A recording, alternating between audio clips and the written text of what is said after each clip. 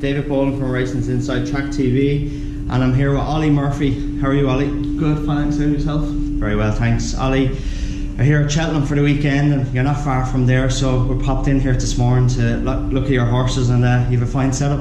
Yeah, and I've been lucky to come home to a good setup, Dave. Obviously things have started great, so we're expanding the whole time, and we trained our 20th winners last week, so long may the good run continue. You started off very fast and successful. Things are going well, like the horses. Good winners there already. Yeah, no, it's been great. More than I'd have imagined since coming back from Gordon. So I suppose you just got to keep rolling now and keep moving forward and keep improving. And I'm going to make plenty of mistakes. I'm still young, but it's been great, and no long may it continue. How many horses do you have here in training? We've just over 50 riding out. So we've a good number now from what we started with. We've a lot of young horses, so. Plenty of them are going to take a bit of time, but there'll be some nice horses for next spring, so we just have to be patient. And seeing walking around your yard there, you have some fine barns you're after putting up, great facilities. Yeah, no, I've been lucky. I've kind of tried to do everything as similar to Gordon as I possibly can. It's the way I know, so I haven't changed too much now from what Gordon does, and listen, it's worked for me so far, and as I said earlier, long may it continue. Not a bad person to follow along, is it? No, geez, he's flying, isn't he? He never seems to hit a lull. They started off with a bang again this year, and the first big one winner 10 days ago, and I'd say it won't be too long before they have another.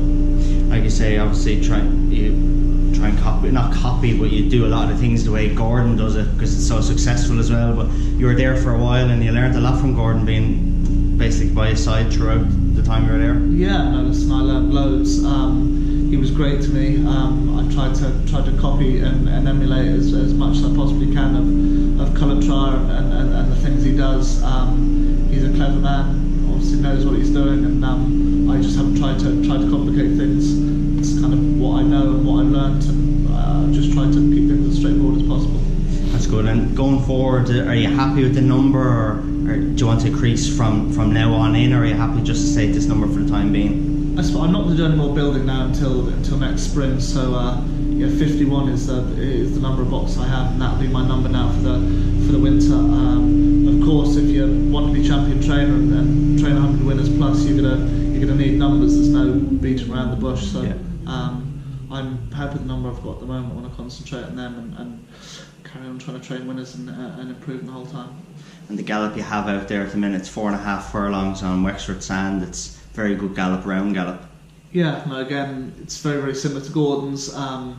So I've just tried to train a horse the same as Gordon has. I haven't got the quality at the moment, but we're just trying to win races with horses from a limited budget. But listen, I've been training 4 months, and you have to start from the bottom and earn a right to train a nice horse. So hopefully, if we keep doing what we're doing, a nice horse might come through the gate sooner rather than later. And you have a new gallop ready to go in. That'll start soon enough, will it? Yeah, I'm going to put a new woodchip gallop in next spring. Finances are a little bit short at the moment, so we're just going to wait till next spring. I put a lot of money into the place recently, so once the weather brightens up and a few quid comes into the bank, we'll put a new woodchip gallop in next spring, which we've got planning permission for. So. And like you said, only 4 months at it, 20 winners already, which is a fair achievement in itself.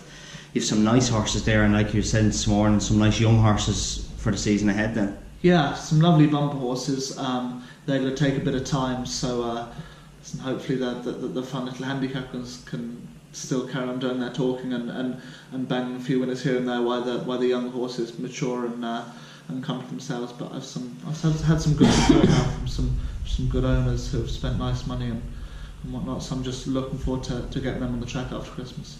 And if I was asking you 2 or 3 horses to look out for the year ahead, whether they be handicappers or a young horse who haven't ran, what ones spring to mind as the most exciting ones?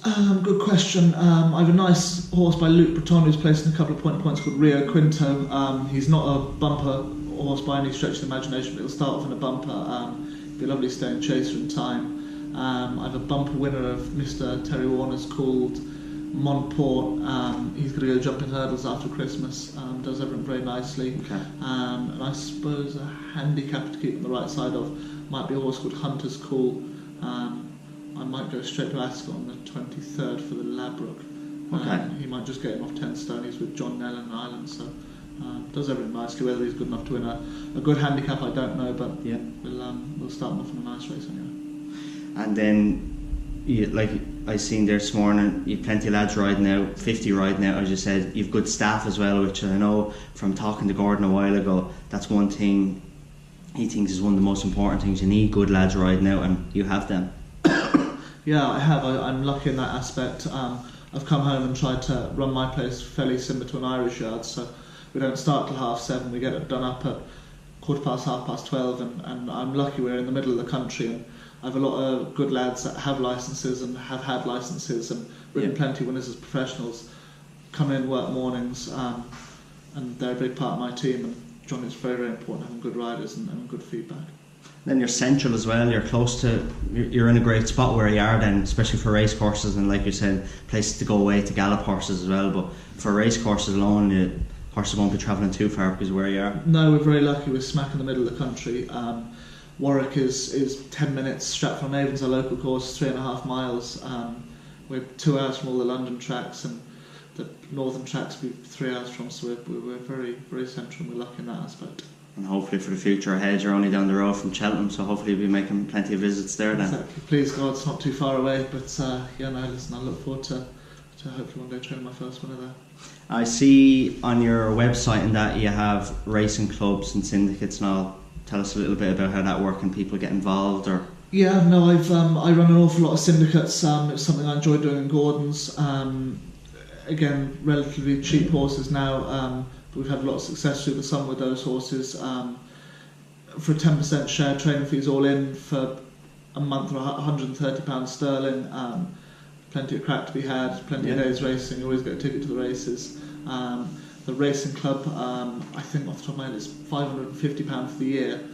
With 4 or 5 club horses. They've had 4 winners. We have a quarterly visit to the yard, plenty of days racing. The majority of the time you get tickets to the races. So it's cheap and cheerful, and we like to go racing with horses that are competitive and have a bit of crack. And no, it started great, so long may it continue with plenty of people on board now.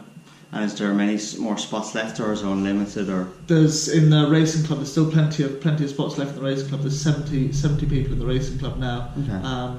And 4 winners already. It's not bad, is it? 4 winners already for the club. Yes, they've had a sprint winner, a winner of the hurdles. And a winner of a fence as well, so they've had there's a wide spread of horses, so it's good fun and it's very affordable. And if anybody wants to join that, then they can get in contact with you. They find your email address online or anything. They can indeed. OllyMurphyRacing.com, or my email is office@OllyMurphyRacing.com. So there's loads of fun to be had, and it's very affordable. And it's good for, like you said, it's affordable. It's good for people who can't afford maybe to spend on a horse, on their own, and the training fees and everything. Like you said, they get to come to the yard, it's a day's racing, and they're involved with a horse, and hopefully in the winners enclosure then. Most definitely. Listen, it's very important to try and get young people into racing and into racehorse ownership. I think it's what this sport needs now. It needs a younger generation coming up now through the ranks, and hopefully these cheaper syndicates can give lads a taste of kind of what's to come if they wish to dip their foot a little bit deeper into the pond. That's good. Well, listen, Ollie, thanks for this morning. See the place, and you're a name that I'm sure we'll see for a long time ahead, and plenty of winners, and best of luck with it all. Top man, thanks a million, Dave. Thanks.